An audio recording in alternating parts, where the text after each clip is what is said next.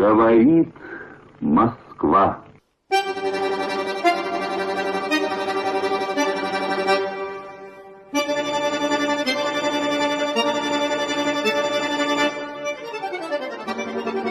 Nous rendra libre et elle est importante aussi de mon point de vue pour mettre fin à la guerre. C'est-à-dire, là-dessus, je rejoins totalement Faina Samenkova, qui est une jeune auteure de Lugansk, qui a commencé à écrire, elle avait 12 ans, et avec qui voilà, je suis régulièrement en contact. Et elle a dit un jour, la vérité, c'est le chemin pour sortir du chaos, c'est le chemin pour sortir de la guerre. Et je suis totalement d'accord avec cette vision des choses. Bonjour à tous chers amis, j'espère que vous allez bien. Je suis très heureux de vous retrouver. C'était promis, il y aurait un podcast qui sortirait le 15 du mois. Eh bien, nous sommes le 15 du mois et bien sûr, ce podcast est là. C'est la précision horlogère suisse, mes amis. Aujourd'hui, nous avons rendez-vous avec une chercheuse de vérité. C'est Christelle Néant, que certains d'entre vous ont peut-être reconnu dans la petite annonce d'introduction. Christelle Néant, qui parle de vérité et qui parle vrai, en tout cas, ça c'est sûr, qui a fait au moment de Maïdan, nous sommes dans les années 2014-2015, elle a fait la triste constatation que nous n'étions pas informés, ou mal informés, ou sous-informés, voire désinformés.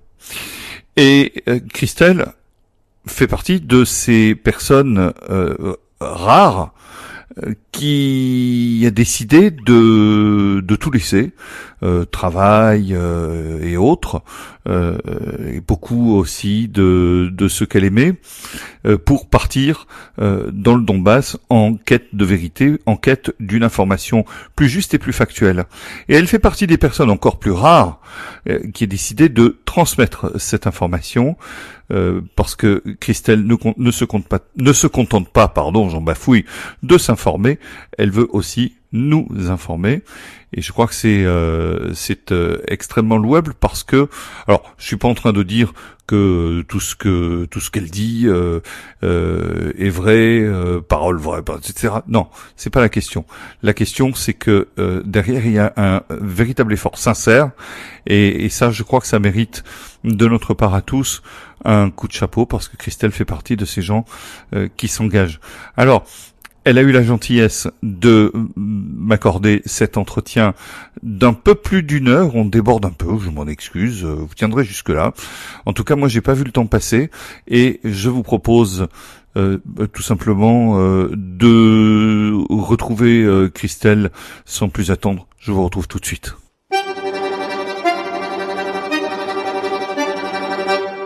Christelle Néant, bonjour et merci beaucoup de m'avoir accordé cet entretien. Comme je vous l'ai dit lors de notre entretien de préambule, puisqu'on s'est un peu parlé avant, enfin c'est surtout moi qui ai parlé d'ailleurs, mais là j'espère que ça va changer. Comme je vous l'ai expliqué, cet entretien est un peu destiné à mieux vous connaître et à surtout vous faire parler ce dont vous ne parlez pas dans les diverses publications, que ce soit votre chaîne Telegram, votre hebdo sur YouTube le dimanche, ou encore votre direct, etc. Et je crois que vous avez aussi une émission hebdomadaire sur une autre chaîne YouTube, si je ne me trompe pas. Sur TVADP. Sur TVADP, voilà, c'est ça. Je cherchais le nom. Merci d'avoir bouché le petit trou de mémoire.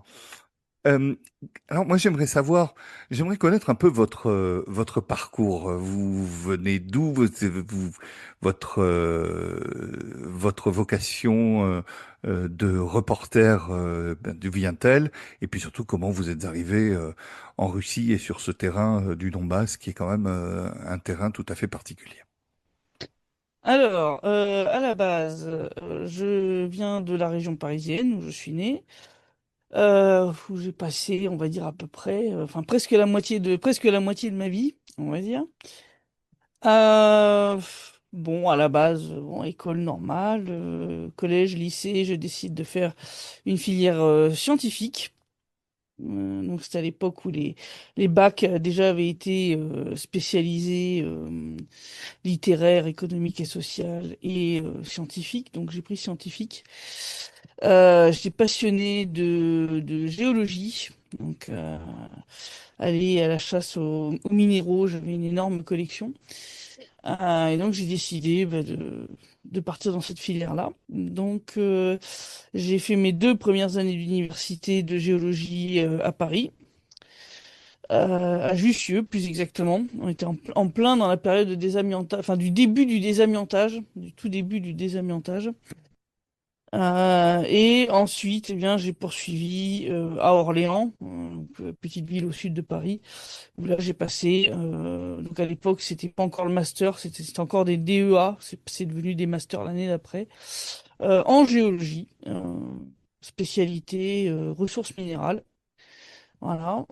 Malheureusement, la géologie est un domaine qui, surtout en France, reste très misogyne, où les femmes, malgré le fait qu'on était quand même, enfin, représentait à peu près la moitié de la classe quand même. Mais c'est vrai que trouver un boulot dans ce domaine-là était assez compliqué. Donc, bah, je fais autre chose en attendant de trouver un travail dans cette sphère-là. Mais bon, je reste pas Et c'est en quoi France. cette autre chose? Oh, j'ai fait des boulots alimentaires. D'accord. C'est voilà, j'ai bossé dans un hôtel, ce genre de choses. Donc j'ai fait des boulots, bah, parce qu'à un moment, hein, les diplômes c'est très joli, mais quand t'arrives pas à trouver dans ta sphère, bah à un moment faut prendre ce qu'il y a, comme on dit. Mhm. Et puis en fait, alors que je travaillais là-bas, donc j'étais dans le sud de la France, et bien j'ai rencontré celui qui deviendra mon mari, mais qui voilà, est belge, vit en Belgique, et donc je décide d'aller le rejoindre, tout simplement. Donc je lâche tout une première fois, et puis je pars pour la Belgique. Et puis là-bas, j'étais près de la frontière avec le Luxembourg, où lui-même travaillait. Et donc, j'ai cherché et trouvé du travail là-bas. J'ai fait, comment on appelle ça? Enfin, c'est l'équivalent belge de la NPE. J'ai fait une formation, on va dire, dans le domaine un petit peu informatique. Et puis, dans le même temps, moi, j'avais commencé à m'intéresser par moi-même à tout ce qui était Internet. Euh, Dès les débuts, en fait, à l'époque où on avait, tu sais, encore les CD avec les vieilles connexions qui faisaient un bruit. Oui, oui, oui, je vois tout Voilà, à fait les modems ces 56K. horreurs-là, voilà. Et donc, Oui. très vite, je m'étais intéressée à ça et je m'étais passionnée pour la création de sites. Donc, j'avais fait un premier blog que j'avais construit vraiment par moi-même. Et donc, j'avais appris à faire du codage HTML, etc. Et donc là, avec cette formation qui m'a un petit peu aidé aussi à y voir un petit peu plus clair là-dedans, eh bien, je me suis reconverti en fait en webmaster, c'est-à-dire en personne qui crée, qui installe des sites, qui les maintient, etc. Et donc, j'ai bossé dans cette sphère-là pendant 10 ans au Luxembourg. Et puis a commencé le Maïdan. Et puis a commencé le Maïdan. Déjà à l'époque, je commençais déjà à regarder un peu des médias alternatifs. Et en fait, très vite, là, j'ai vu qu'il y avait un gros problème. C'est que les médias français nous racontaient que c'était des étudiants pacifiques et des petites grand-mères qui faisaient la révolution contre la corruption de Yanukovych. Et moi, je voyais, si tu veux, des images là, tu t'entrais en pleine dissonance cognitive, quoi. C'est-à-dire, quand tu regardais les médias alternatifs qui souvent donc prenaient des sources type médias russes comme Russia Today, bah là, je voyais des mecs avec le visage, enfin, la tête patibulaire, type hooligan, avec la Wolfsangel sur le brassard qu'il portait au bras. Bon, je suis quelqu'un qui connaît bien l'histoire de la Seconde Guerre mondiale. Ça a été une passion à une époque et je l'ai quand même pas mal étudié. Donc, si tu veux, le symbole, si vous voulez, le symbole der Waffen-SS das Reich, je connais bien. Mhm. Et donc, quand j'ai vu ces mecs-là avec ce symbole-là sur le bras, et que les mecs avaient pas l'air du tout d'étudiants pacifiques, puis ils avaient des barres en métal à la main, ou certains avec des cocktails Molotov ou des trucs comme ça, et je me suis dit, non, ils ont pas vraiment des têtes d'étudiants pacifiques, ceux-là. Ouais. Et Et les donc, grands-mères sont très loin. et les grands-mères sont très loin, donc là j'ai dit qu'est-ce qui se passe? Et puis bon, je me souvenais de la révolution orange, dit la révolution dite orange, je me suis dit, mais en fait ils sont en train de nous refaire ce sketch-là, quoi. Et donc je me suis dit bon, ok, c'est encore une de ces révolutions dont la CIA a le secret. Donc, Et excusez-moi, vous étiez déjà un peu éclairé et plus ou moins déjà un peu méfiante sur l'information qui vous était présentée. oui, Puis- oui, oui, oui, oui, ouais, oui, oui, voilà, c'est ça. parce que, Vous découvrez pas tout d'un coup avec Maiden que non, non, je ne l'information découvrais peut pas, mentir. non, non, mais Bon, je pensais pas que, si vous voulez, je pensais que le niveau de mensonge, je pensais pas que ça allait jusqu'à un niveau aussi énorme d'accord. d'aller raconter, voilà, enfin, qu'il s'agissait de enfin, d'étudiants et de petites grand-mères, alors qu'en fait, c'était des néo-nazis armés jusqu'aux dents, quoi, tu vois. Enfin, là, je me suis dit, Mhm. attends, mais qu'est-ce que c'est que cette histoire? Enfin, waouh, je me suis dit, là, j'ai dit, vraiment, on était au niveau de dissonance cognitive. Et alors, est-ce Donc, que vous aviez déjà, à cette époque-là, justement, pour faire l'analyse de l'information que vous faites, est-ce que vous aviez déjà une forme de conscience politique? Est-ce que vous étiez engagé politiquement ou oui, pas du mais tout? ça, je l'étais déjà, déjà même à l'époque du lycée. Alors, ce qui me fait rire, c'est que je vois tous les débiles, comment dire, tous ceux qui sont pro-Ukraine, etc., y compris les journalistes qui passent leur temps à me dessiner comme une propagandiste d'extrême droite, alors que, en fait, je suis totalement de l'autre bord. C'est-à-dire que je suis vraiment plutôt de l'extrême gauche. Mais extrême gauche, on va dire, comme il peut y en avoir en Russie, c'est de l'extrême gauche souverainiste, quoi. C'est-à-dire pas du tout. J'entends bien. Alors moi qui suis très à droite, je vais vous dire, je vous ai jamais classé à l'extrême droite. Voilà, mais voilà, je vois régulièrement, encore récemment, un média alternatif français qui a publié un de mes contenus et j'ai vu dans les commentaires sur Twitter quelqu'un me traiter de propagandiste d'extrême droite, ça me fait rigoler. Donc je suis vraiment d'extrême gauche, mais vraiment, et ça a commencé très tôt. Voilà, je crois que mon début d'activisme, je devais avoir 15 ans, c'était au lycée. Et j'étais représentante des élèves auprès de la directrice de mon lycée. Et je me souviens qu'on se battait pour qu'ils nous interdisent pas. Enfin, on avait obtenu une salle où les élèves pouvaient jouer au baby-foot, au billard, etc. Et je me souviens qu'on se battait pour qu'ils nous empêchent pas de jouer à Donjons et Dragons et autres jeux de rôle, hein, parce qu'à l'époque ils considéraient que ça rendait les gamins violents. Voilà, je me retrouvais à défendre les intérêts des élèves pour qu'on garde notre salle libre de toute interdiction de ce genre. Donc déjà, voilà, à l'université aussi, je faisais partie d'un syndicat étudiant de gauche où voilà, on se battait pour le bien-être des étudiants, pour permettre aux étudiants étrangers, bah, par exemple, de pouvoir prendre un petit boulot, parce que beaucoup, on avait des étudiants africains, par exemple, en géologie, on en avait beaucoup, qui malheureusement avaient des bourses qui suffisaient pas du tout à leur permettre de vivre décemment. Et normalement, au départ, les premières années, ils avaient une interdiction dans leur visa, enfin leur permis de séjour, de travailler, ce qui leur posait un énorme problème. Voilà, ce genre de truc. Donc oui, c'est pour ça que ça me fait rire quand je vois qu'on me traite de Voilà. propagandiste d'extrême droite. Donc oui, dès l'âge de 15 ans, j'étais déjà quelqu'un on va dire, de socialement actif. J'ai toujours été une activiste. Je me suis toujours battue pour la défense, voilà, des droits de mes petits camarades. Euh, Et donc ça sort pas de nulle part, si vous voulez, c'est vraiment quelque chose qui est profondément ancré en moi. J'avais même à un moment, participé, à la création d'une association pour venir, entre autres, aux femmes qui cherchaient soit à quitter, soit une famille, soit un mari, on va dire violent ou en tout cas problématique, et pour pas qu'elles se retrouvent à la rue, etc. Ce genre de choses. Donc oui, mon activisme, si vous voulez, il date d'il y a très très loin déjà.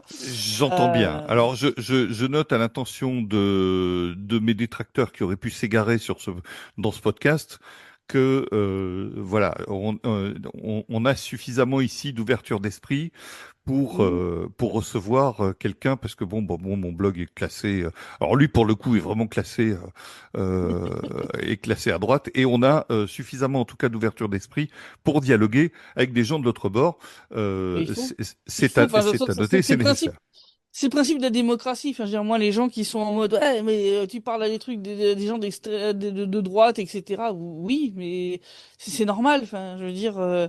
Je vais pas parler qu'à des gens de gauche, ou alors ça s'appelle plus une démocratie, ça s'appelle une dictature. Enfin, je veux dire, comment ça se passe en fait enfin, pour On ces gens-là, développe, enfin, quelque part, j'ai un peu l'impression que vous avez quoi? Vous avez que des amis qui sont du même bord politique que vous. Ben, c'est intéressant, enfin, si tu veux, mais on aura c'est l'intention on aura l'occasion, je veux dire, de développer sur ce sujet, mais j'aimerais continuer. Donc, vous êtes donc vous travaillez au Luxembourg au moment de ouais. Maïdan, et là, il se Ouais. passe quoi? Vous décidez d'aller voir sur le terrain parce que vous vous rendez compte que l'information qu'on Alors vous en fait, ça présente est vient petit à dissonante? petit. Ça vient petit à petit, c'est-à-dire 2014, je commence en fait tout simplement par partager de l'information venant de ces médias alternatifs. Alors à l'époque, c'était sur Facebook, parce que c'était là où j'étais D'accord. la plus active. Et puis la guerre du Donbass commence. J'ai suivi bien sûr ce qui s'est passé en Crimée. Et en fait, je me souviens parce que la guerre du Donbass éclate vraiment, c'est la partie vraiment les combats les plus violents éclatent au moment où je suis en pleine formation de permaculture pour dire vraiment que je suis Mhm. effectivement je me souviens que oui, je suivais avec l'internet mobile sur mon téléphone les informations comme je pouvais. Et là, je me suis dit, non, mais là, ils en sont à massacrer des gens parce ils sont pas d'accord avec le coup d'État. Enfin, qu'est-ce que c'est que ce truc? Et donc, j'essayais, voilà, de réinformer, de partager sur Facebook.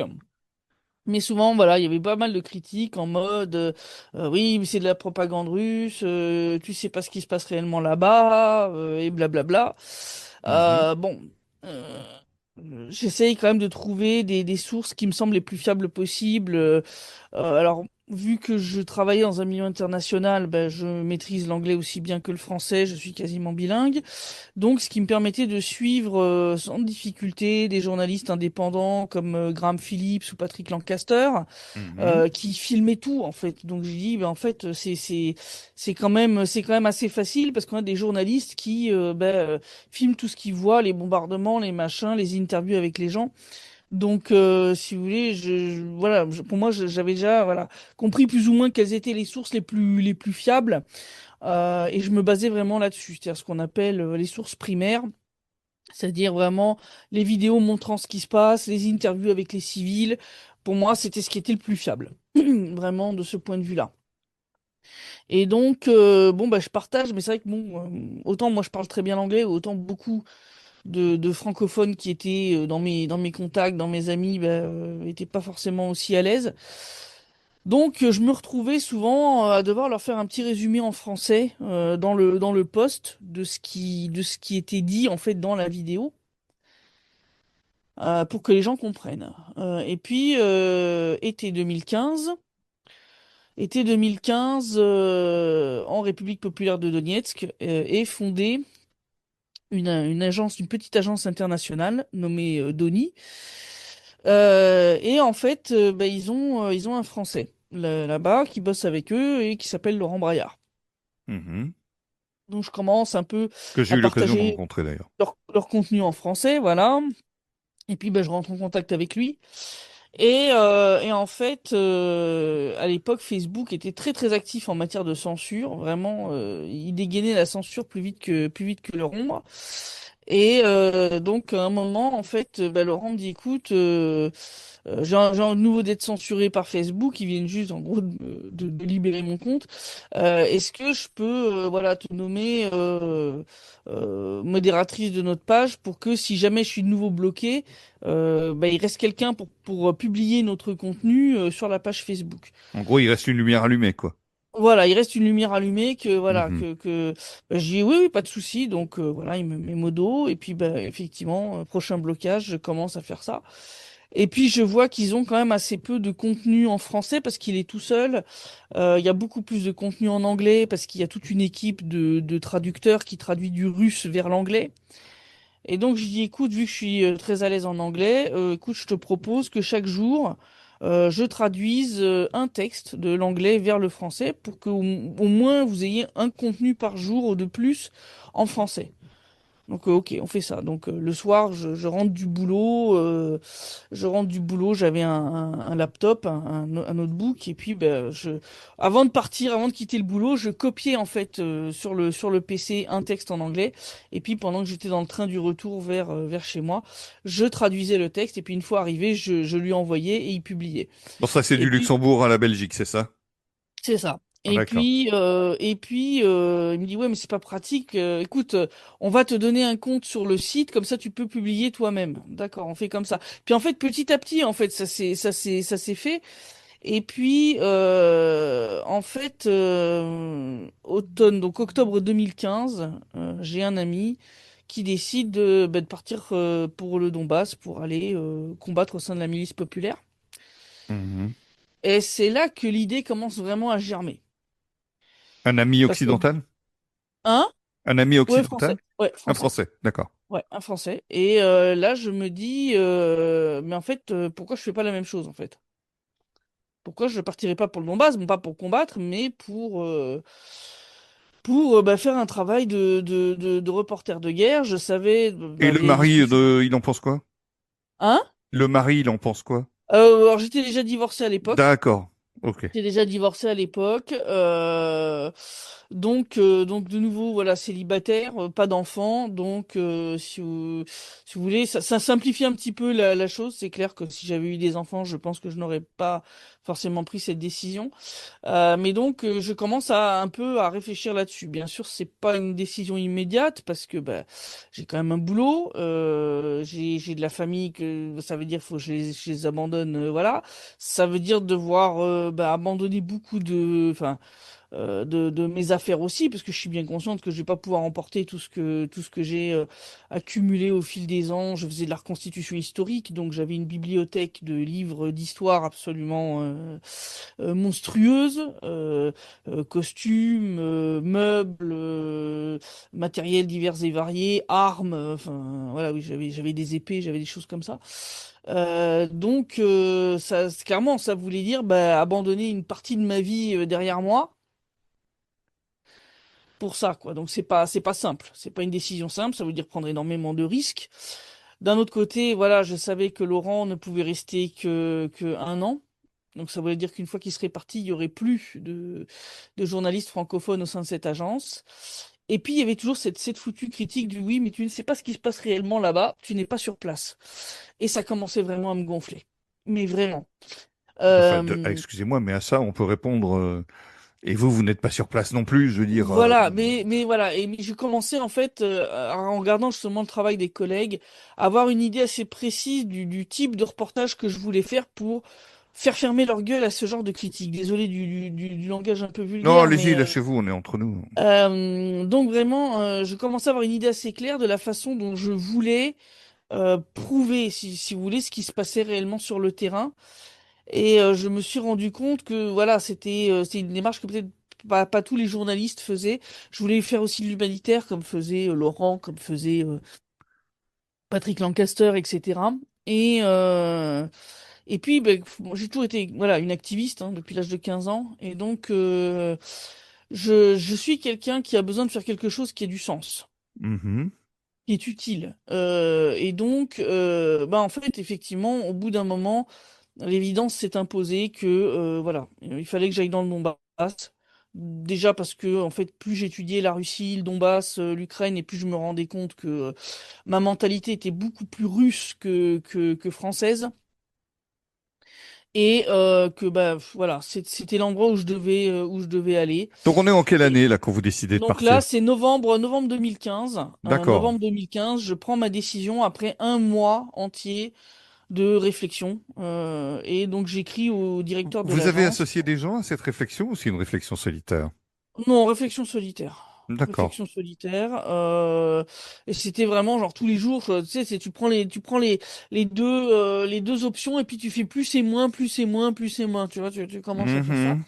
Et puis bah à la fin, là où il y a le plus de plus, bah voilà, Ça c'est penche, ça fait pencher la balance. voilà. Je... Et donc je parle au directeur, je lui dis voilà, je veux venir travailler dans l'agence et puis bah, prendre la place de Laurent quand il va partir. Et il me dit bah écoute, pas de souci, t'es la bienvenue. Ok, donc bah c'est là que commence, on va dire, le travail préparatoire. Donc ça veut dire, je savais à l'époque que l'agence avait, enfin, quasiment pas de budget, que voilà. Donc il fallait que je vive en tout cas sur mes fonds pendant un certain temps avant, si vous voulez, d'avoir une visibilité suffisante pour pouvoir faire des appels aux dons de mes lecteurs, etc. Donc je prépare tout ça. Donc ça prend plusieurs mois.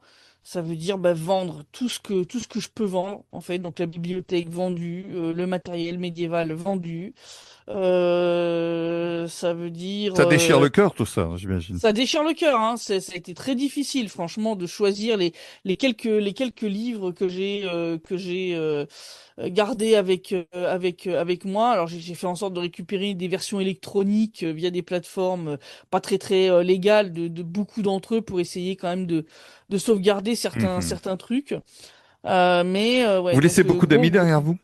hein? Ouais, bah oui, ouais. Mhm. J'ai laissé ma famille, j'ai laissé beaucoup d'amis, voilà. Et je savais que c'était potentiellement un aller simple. C'est-à-dire, je savais que en faisant le boulot tel que je voulais le faire, j'allais m'attirer les foudres des autorités françaises, ce qui a pas tardé. Ça a mis à peine quelques mois après mon arrivée. Donc, je savais que potentiellement, bah, c'était un aller simple, quoi. Mhm. Voilà. Donc, je prépare tout ça. Je prépare les papiers puisque je pars à l'époque avec ma voiture, avec mon chien. Bah, il faut préparer pas mal de papiers, entre autres pour lui. Et donc roule ma poule, quoi. Et donc je prépare tout, je fais ma demande de visa. Et une fois que tout est prêt, eh bien je pars en mars 2016 pour un périple, voilà, de 5 jours à travers toute l'Europe, Toute seule au donc volant. tout seul au volant, hein, voilà, avec le chien. Et je fais à peu près 900 à On 1000 se, kilomètres par jour. on se Voilà. sépare des objets, mais on se sépare pas du chien. On se sépare pas du chien, non. Le D'accord. chien, non. Non, non. Là, ça, c'est quelque chose que j'aurais pas pu envisager.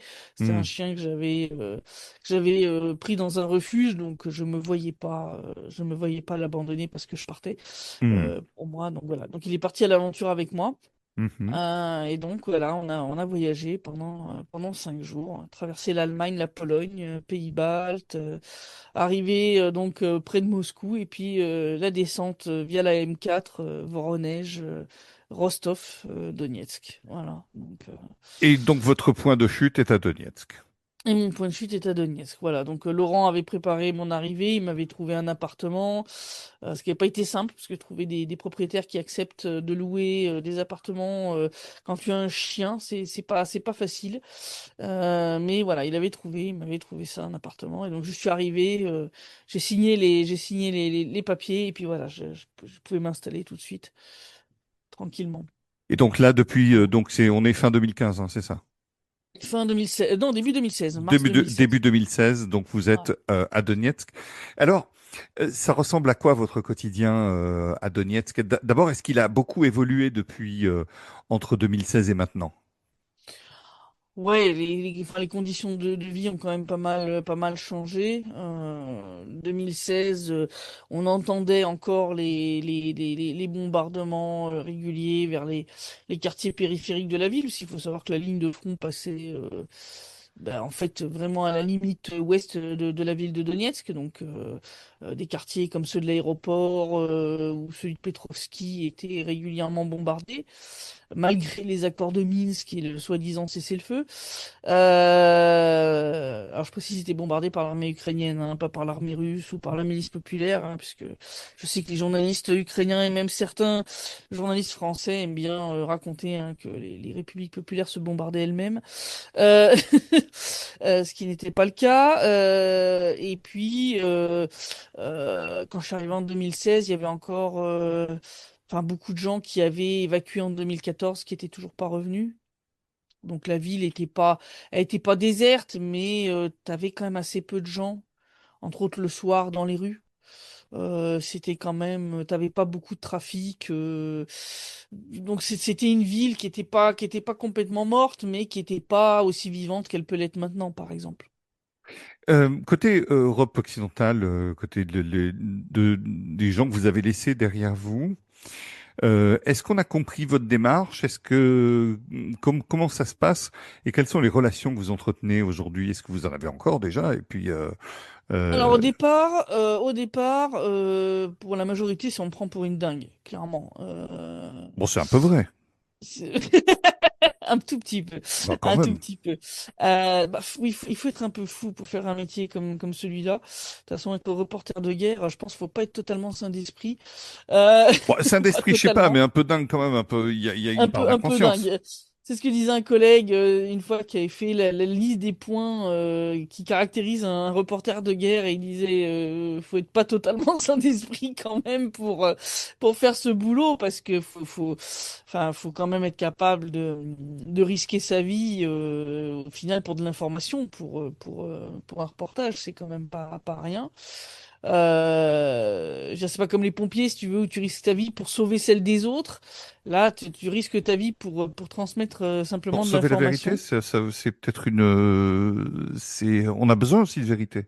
Elle est importante. Elle est C'est clair importante. que elle est vitale parce que en fait, quand Elle j'ai nous dit, rendra libres, dit l'Évangile. Donc c'est pas rien. elle nous rendra libres et elle est importante aussi de mon point de vue pour mettre fin à la guerre. C'est-à-dire, là-dessus, je rejoins totalement Faina Savenkova, qui est une jeune auteure de Lugansk, qui a commencé à écrire, elle avait 12 ans, et avec qui voilà, je suis régulièrement en contact. Et elle a dit un jour, la vérité, c'est le chemin pour sortir du chaos, c'est le chemin pour sortir de la guerre. Et je suis totalement d'accord avec cette vision des choses. C'est ma vision des choses. C'est-à-dire, je suis parti du principe que tant que les gens étaient mal informés, qu'ils n'avaient pas de possibilité d'avoir une information alternative de qualité, eh bien, ça permettait d'entretenir le conflit en cachant ce qui se passait réellement, quoi, tout simplement, comme actuellement d'ailleurs, hein, où l'Ukraine est présentée comme une pauvre petite victime, ce qui permet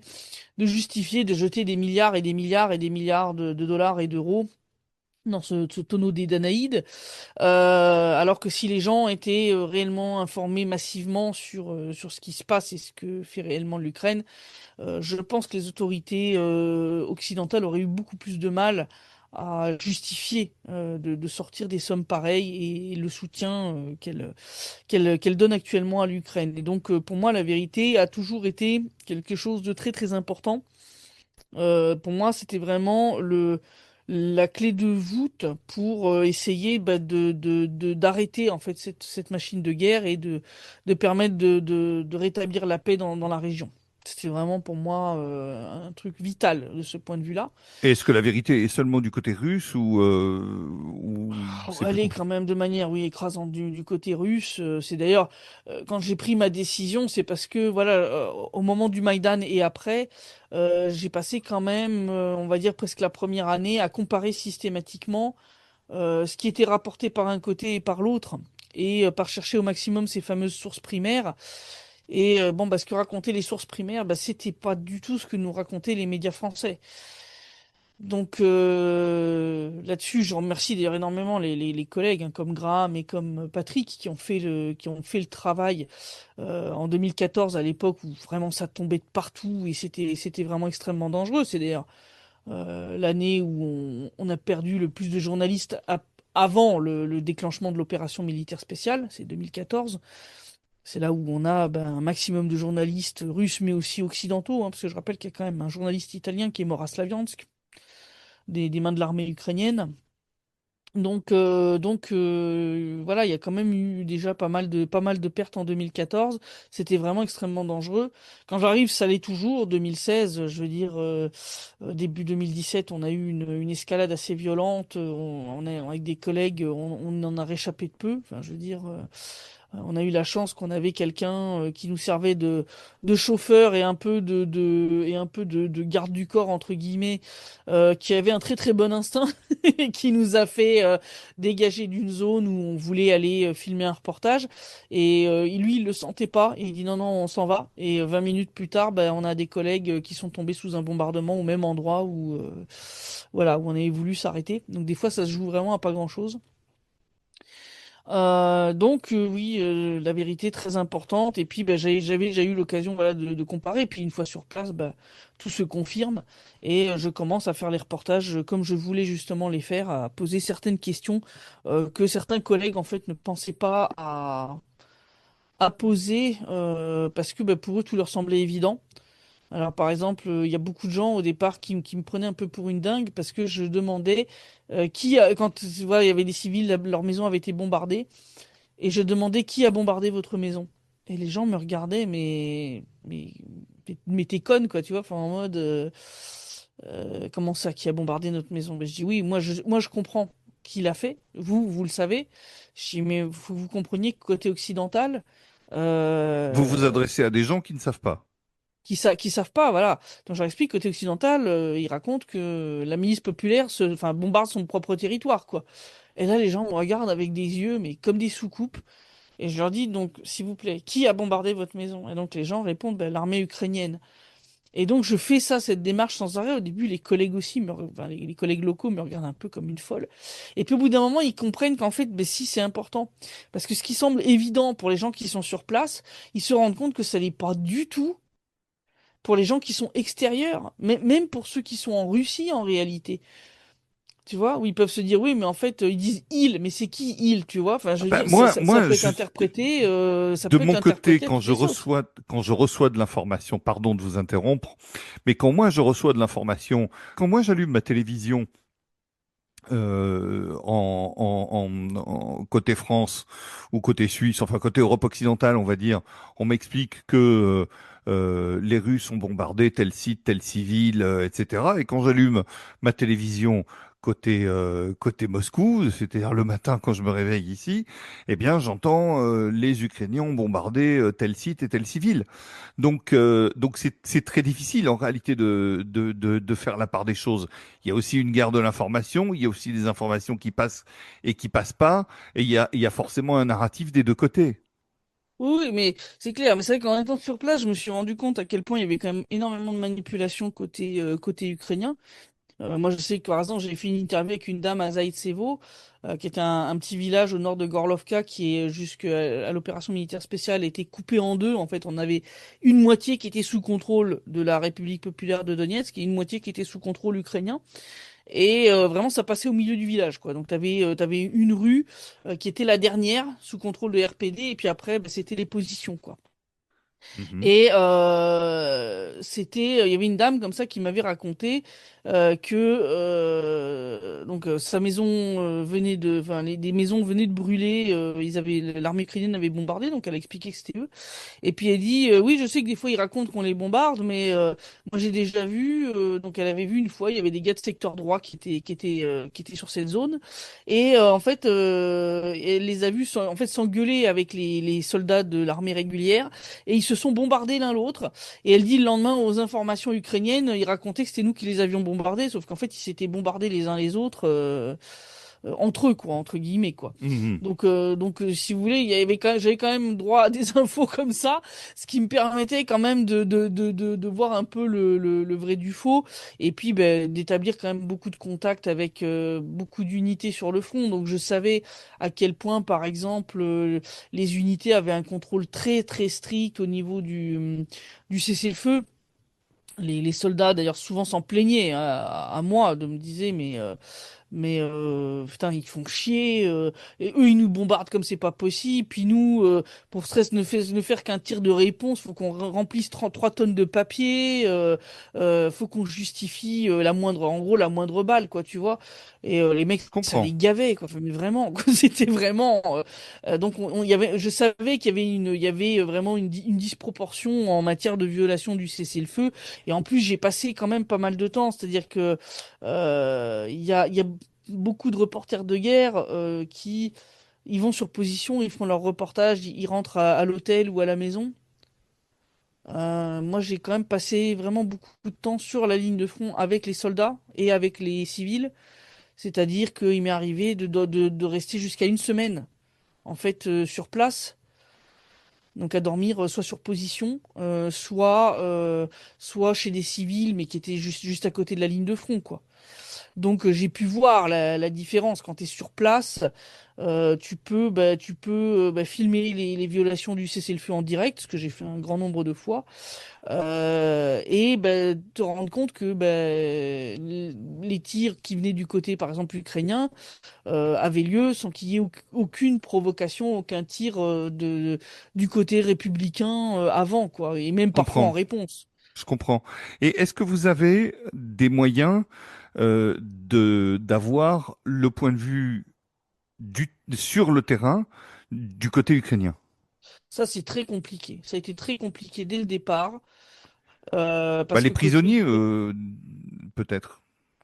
les prisonniers de guerre, ça j'ai pas trop fait parce que je considérais il y avait toujours un risque qui est des pressions ou quelque chose Bien sûr. sur eux.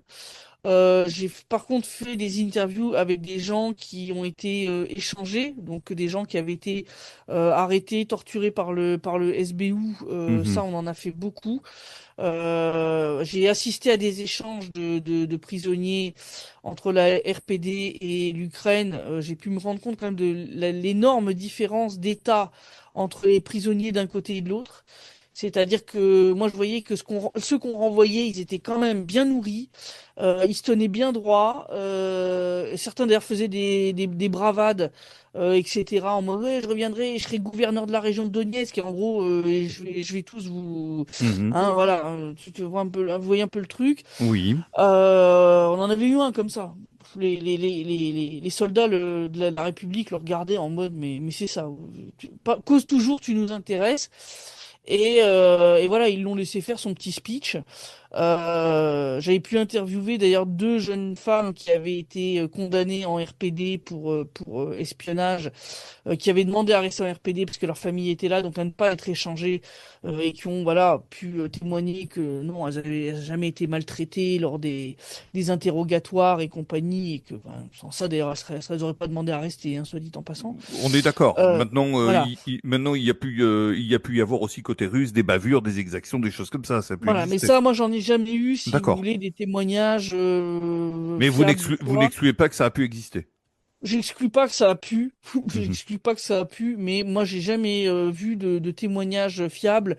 Je sais bien qu'il y a eu toute une excitation autour de la fameuse soi-disant prison secrète de Donetsk, Mhm. qui moi m'a fait profondément rire, parce qu'en fait la prison secrète, en fait c'était le bâtiment administratif des services secrets locaux, le MGB à l'époque. Mhm. Et il se trouve que j'ai été là-bas pour des conférences de presse. Entre autres, à une époque, ils avaient arrêté des saboteurs qui avaient préparé un attentat terroriste contre un des ministres de la RPD. Ils les ont attrapés, et donc forcément, ils ont fait quand même une petite conférence de presse avec les gars qui ont expliqué comment ils avaient espionné. Donc ils avaient fait tout un faux tronc d'arbre avec une caméra à l'intérieur et tout pour surveiller les allées et venues. Donc les gars, si vous voulez, ont raconté voilà ce qui est leur préparatif et tout. Et donc, on a été sur place. On a été sur place, donc je suis bien placé pour savoir que cet endroit n'est absolument pas une prison. qui avait même pas d'ailleurs d'endroit pour stocker entre guillemets les gens qui étaient arrêtés, puisque quand on a eu la conférence de presse, on a attendu pendant un temps pas possible que les gars soient justement amenés de prison en convoi spécial hautement sécurisé pour pas qu'ils puissent s'enfuir jusqu'à la salle de conférence. Donc, il n'y avait même pas de. Vous savez, comme en France, dans les tribunaux, vous avez souvent des salles, souvent au sous-sol, où Oui, oui, oui, les, des scènes de, oui, bien les sûr. détenus, voilà, ou les gens qui sont en préventive et tout, bah, peuvent être amenés là et puis peuvent attendre en sécurité avant qu'on les amène dans la salle de tribunal. Ben là, il n'y avait même pas ça. Donc, quand moi j'ai vu tous ces délires, qu'il y a eu d'ailleurs même un bouquin qui a été traduit en français d'un espion qui bossait pour le SBU sous couvert de journalisme et que le gars te raconte son histoire de torture dans ces trucs-là, ben, ça m'a fait profondément rigoler parce que le bâtiment, si vous voulez, j'y suis allé. J'y suis allé, on a même pu voir plusieurs étages et c'était que du bureau administratif avec des agents qui faisaient leur boulot, des secrétaires et des... Enfin, voilà, c'était vraiment enfin, un bureau comme ce qui est J'ai bien plus compris. banal, quoi, vraiment. J'ai bien compris.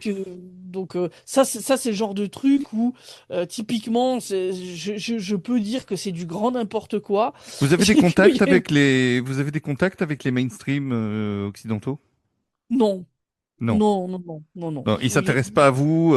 Oh, si, il y a eu des tentatives mais j'ai fait l'erreur de donner une fois une interview à un média qui était soi-disant d'ailleurs de gauche. Quand je me suis retrouvé dépeinte comme à moitié comme une personne d'extrême droite, j'ai dit bon allez, bon, ça suffit quoi. Ça va bien une minute, mais Si vous ce voulez que je que vous j'ai dise, raconté a été déformé, complètement tronqué. Enfin, c'est étonnant c'était ça de la gauche, ça va Oh, bah, être. oh, mais même ceux de droite, hein. J'avais Ouais. donné quelques années plus tard à un autre média, voilà, il y avait eu des photographes qui étaient venus, qui étaient en indépendant, qui étaient très honnêtes, hein. J'ai leur ai donné une interview. Bon, ça a donné un truc grotesque. Ça a donné un truc grotesque, où c'était au moment des élections en 2018, après la mort d'Alexandre Zakharchenko, et donc on m'avait demandé, d'être observatrice lors Mhm. des élections. Donc j'ai dit OK. Donc effectivement, habituellement, je veux dire, en tant que reporter de guerre, je suis souvent en uniforme. C'est vrai que cette fois-là, bah, je m'étais habillé en civil, puisque bah, voilà, c'était une toute autre mission, qui était bah, de surveiller que les élections se déroulaient de manière transparente et démocratique. Et je me souviens que l'article sur moi commençait en mode oui, Christelle Lian qui avait ce jour-là troqué sa tenue camouflage pour de simples jeans bleu nuit, etc. Et puis j'étais en train de décrire comment je m'étais habillé. J'étais là, mais sérieusement, vous avez rien de mieux à raconter, en fait. Alors, je vous promets qu'on racontera pas comment vous vous êtes habillé aujourd'hui, euh, Voilà. mais Mais ça m'a fait rire. Donc après ça, si vous voulez, non, toutes mais les demandes d'interview, j'ai dit non. J'ai dit non parce que ça suffit. J'ai pas envie à chaque fois de devoir moi enregistrer l'interview de mon côté pour prouver que les autres sont des gougnafiers qui tronquent, qui coupent, qui non, non, non. eh ben, Je écoutez. préfère réserver mon temps, qui est déjà très précieux, pour des interviews avec des gens qui auront l'honnêteté de publier l'intégralité ou en tout cas de pas déformer ce que je dis, plutôt que de perdre mon temps à donner des interviews pour être ensuite dépeintes, je sais pas Eh comment. bien, c'est exactement ce qu'on fait ici, c'est-à-dire qu'on va publier l'intégralité.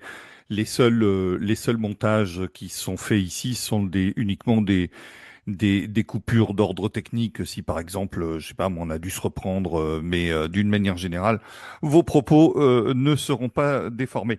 Pardonnez ma question, mais est-ce que la vie a pris un sens différent pour vous après, donc 2016, on est après 10 ans hein, Ouais, bientôt 10 ans. Bientôt après 10 bien ans. après Oui, bientôt 10 ans ma vision de la vie, bien sûr, a changé. Il y a beaucoup de choses, en fait, qui ont changé. Je sais qu'il y a eu des fois où j'ai eu, par exemple, des disputes avec des gens qui sont restés en France, et qui, des fois, voilà, me dépeignaient des trucs. Enfin, comme c'était vraiment une tragédie, un truc. Et moi, en fait, j'étais là, mais enfin, ce dont tu me parles, entre guillemets, c'est rien, tu vois. Enfin, je veux dire, il y a un relativisme. Est-ce qu'il y a une Quand dimension spirituelle? il y a une dimension spirituelle. Je me suis fait baptiser chrétienne orthodoxe ici dans le Donbass. Mhm. Clairement, il y a une dimension spirituelle et tu apprends, ouais, vraiment à relativiser beaucoup de choses qui avant seraient parues des obstacles insurmontables ou des choses vraiment graves. En fait, je me rends compte que non, c'est rien. Est-ce qu'on peut C'est dire rien en fait. que Dieu s'est mis à exister quand vous êtes arrivé dans le Donbass?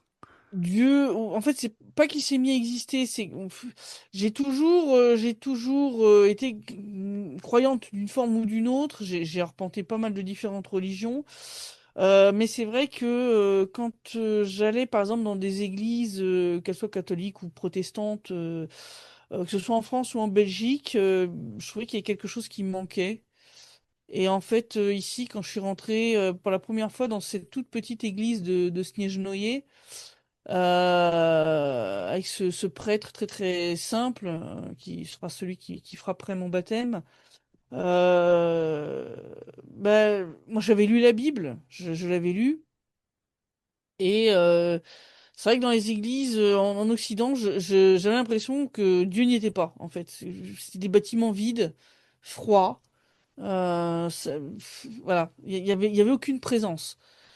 Et là, dans cette petite église qui payait pas de mine, hein, qui n'était pas une de ces églises magnifiques, comme peut l'être par exemple l'énorme cathédrale de l'armée russe, par exemple, qui a été construite en périphérie de Moscou. Mhm. Voilà, petite église toute simple, mais dans cette église, je retrouvais cette sensation de présence, euh, de l'amour de Dieu en fait, qui transparaît dans la Bible et que j'avais pas retrouvé en fait dans les églises occidentales. Il y a eu une rencontre. Il y a eu une rencontre, voilà, et ça a vraiment résonné avec moi. Et ce prêtre avec qui je suis toujours en contact d'ailleurs, c'est quelqu'un qui, voilà, depuis que je suis là, a toujours été quelqu'un de très bon conseil, quelqu'un de très humble, de très simple.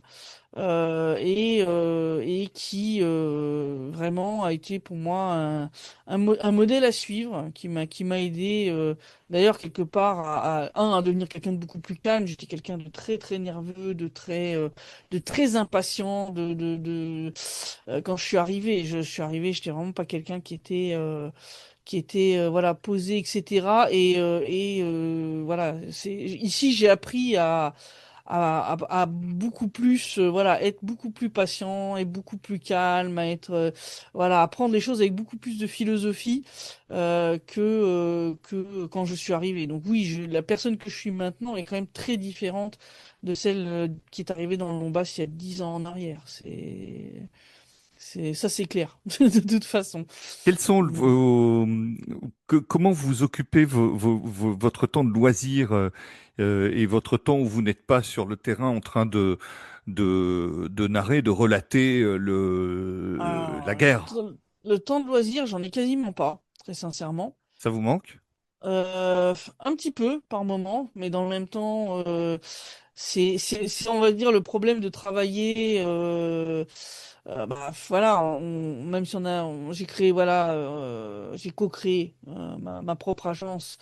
Voilà, c'est une agence indépendante, donc financièrement, c'est pas simple du tout. Hein, contrairement à ce que peuvent raconter de nouveau tous les médias ukrainiens ou occidentaux, nous ne sommes pas inondés de valises de cash par le Kremlin, et donc bah, ça impose de trouver des financements, essayer de voilà, de trouver des moyens à droite à gauche, faire appel aux dons des lecteurs.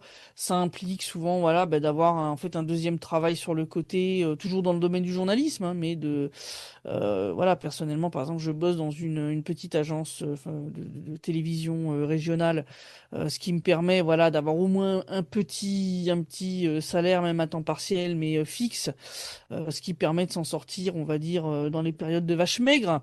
Mhm. Voilà, donc c'est des choses. Ouais, le temps libre, j'en ai pas en fait. Je bosse 7 jours sur 7. Je bosse 7 jours sur 7 parce que ben, malheureusement, quand on est peu avec Laurent, voilà, on travaille maintenant ensemble de nouveau dans la même agence. On est les seuls deux francophones. Donc, si nous on bosse pas, bah, il n'y a pas de contenu pour nos lecteurs. Voilà. Donc, la chaîne Telegram, faut l'alimenter tous les jours. Donc, tous les jours, faut trouver de l'info, la vérifier, la traduire quand elle vient de médias russes, Mhm. la publier, voilà, ce genre de trucs, et puis ben, organiser les différents reportages, etc. Parce que ça, c'est aussi un énorme boulot, quoi. Le On mot n'a pas de repos, ça vous secrétaire parle? qui... Hein? Le mot repos, ça vous parle? Ah, le mot repos, j'aimerais bien. Le mot repos, j'aimerais bien. Non, je me suis quand même un peu reposé l'année dernière. J'ai eu en fait des ennuis de santé qui m'y ont obligé, en fait, tout simplement. C'est vrai que je me suis pas trop étendu dessus vis-à-vis de mes lecteurs pour pas qu'ils s'affolent, mais effectivement, il y a eu quand même une sonnette d'alarme l'année dernière, et donc j'ai pris quand même quelques semaines où je me suis reposé en fait ben, de ce deuxième boulot. J'ai posé mes congés enfin, ce qui était demandé d'ailleurs de la part de cet employeur-là depuis un petit moment parce que je prenais trop peu, et donc ça commençait à s'accumuler, et donc là je les ai pris, et donc pendant quelques semaines. J'ai fait, on va dire, du mi-temps. Donc, je me suis vraiment un peu posé. Mais c'est vrai que sinon, oui, on Et bosse tous les jours. Parce que... ça vous arrive jamais de couper complètement, c'est-à-dire à un moment donné, отключиться, comme disent les Russes, vraiment, Non, non, vous non. n'y arrivez pas. C'est parce que voilà, c'est pas. Enfin, c'est très difficile. Ou alors, là, là, dernièrement, quand je suis en déplacement et que ben, je prends le train, actuellement, oui, le réseau est tellement brouillé, en fait, pour empêcher les attaques de drones ukrainiens sur les voies ferrées et tout, que bon, bah là, effectivement, parfois j'ai une journée durant laquelle bah, c'est impossible. C'est impossible. Mon dernier voyage à Moscou, par exemple. Les 24 heures aller, les 24 heures retour en train, bah c'était. T'as pas d'autre choix. Donc, ok, je dors. Mais c'est les très rares moments où je peux le faire, en fait. Et en fait, habituellement, je prenais même plutôt ces moments-là pour écrire. Par exemple, l'année dernière, j'ai publié un roman fantastique sur fond de guerre dans le Donbass et d'opérations militaires spéciales. Bah, beaucoup des pages ont été écrites dans le train, en fait. Il nous reste que peu de temps, Christelle, pour conclure cette interview. Mais et j'ai encore 1 milliard de questions. Euh, j'espère que vous reviendrez. Avec plaisir. Mais je me posais quand même la question. Donc quand vous êtes arrivé sur le terrain à Donetsk, vous ne parliez pas du tout le russe. Pas du tout. Je D'accord. parlais pas du tout le russe.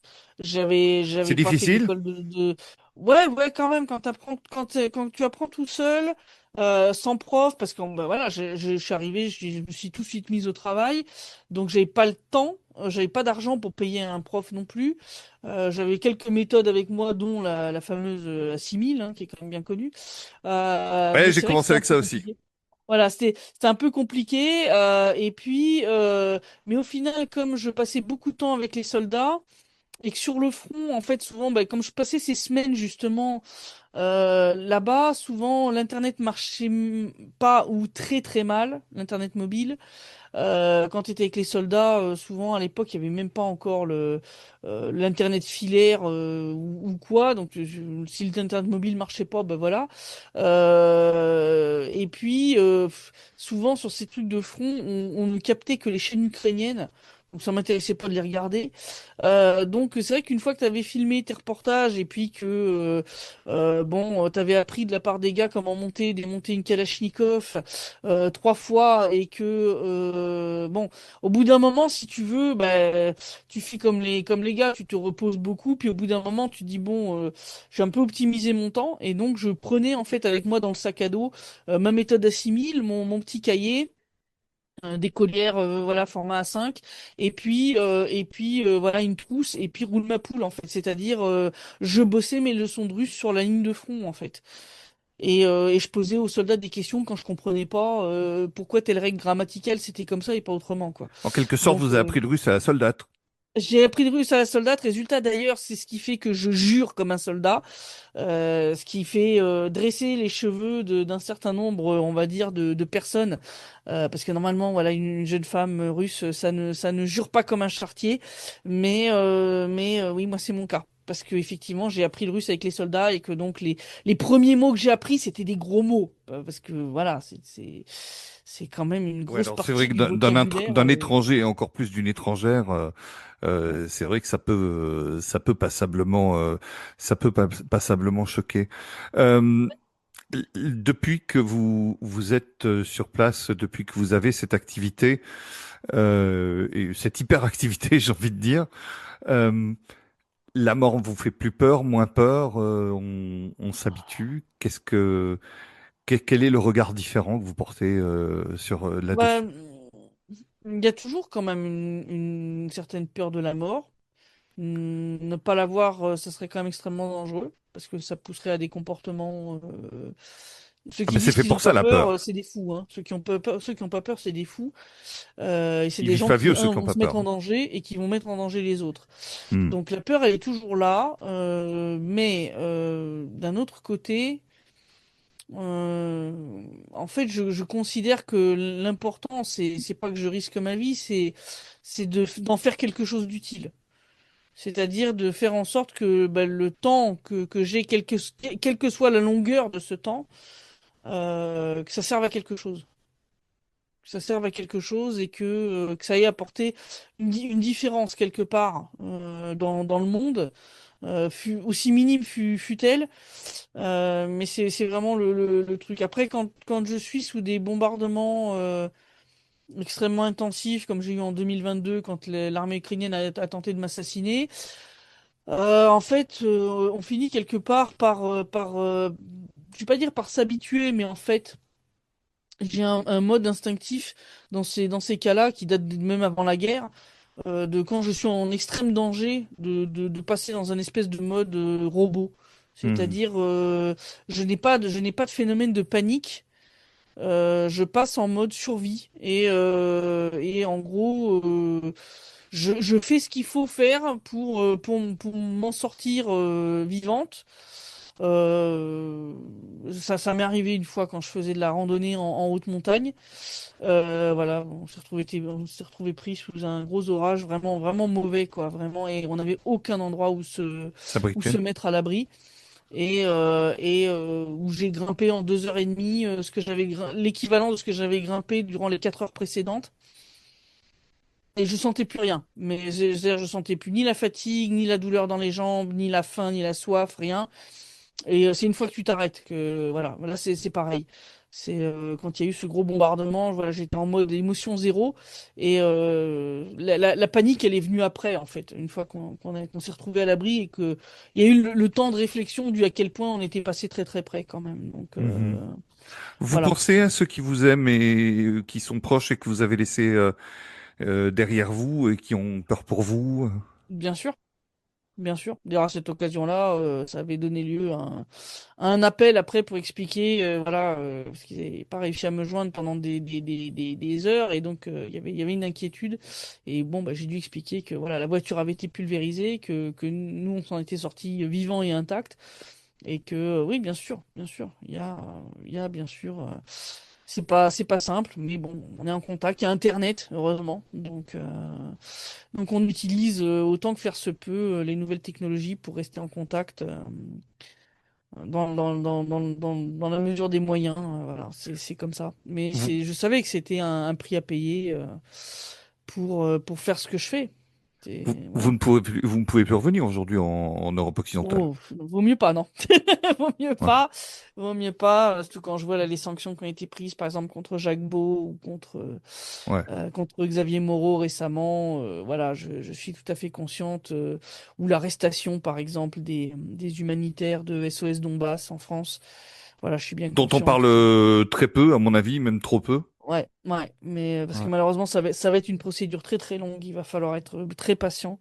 Hmm. Mais malheureusement, oui, nous, on en parle et ça me fait mal parce que je connais Anna, je connais Vincent. Anna, je l'ai déjà rencontré ici lors de sa première venue dans le Donbass. Et vraiment, c'est effarant. Enfin, je veux dire. Donc, je suis consciente que si je tentais de revenir, c'est ce qui m'attendrait aussi. Donc, pour l'instant, c'est pas possible. Christelle Néant, on est arrivé malheureusement au bout Ouais. de l'entretien. Et bah moi, je voudrais vous. Est-ce qu'il y a quelque chose euh, qui reste comme ça que vous aimeriez dire en conclusion de cet entretien? Bah, vraiment, je recommande vraiment aux gens de vraiment chercher à s'informer correctement. C'est vraiment extrêmement important. Et c'est important de passer le mot autour de soi aussi, même si je sais que beaucoup de gens abandonnent un peu parce que ils ont l'impression de parler à un mur souvent. Mais il faut continuer. Il faut continuer, c'est super important parce que ce que les gouvernants occidentaux préparent, ils sont en train de préparer la population à une guerre, à un conflit contre la Russie. Et si ça arrive, ça sera vraiment une tragédie pour les populations occidentales. Et là-dessus, il n'y a qu'une chose qui peut l'empêcher, c'est la vérité.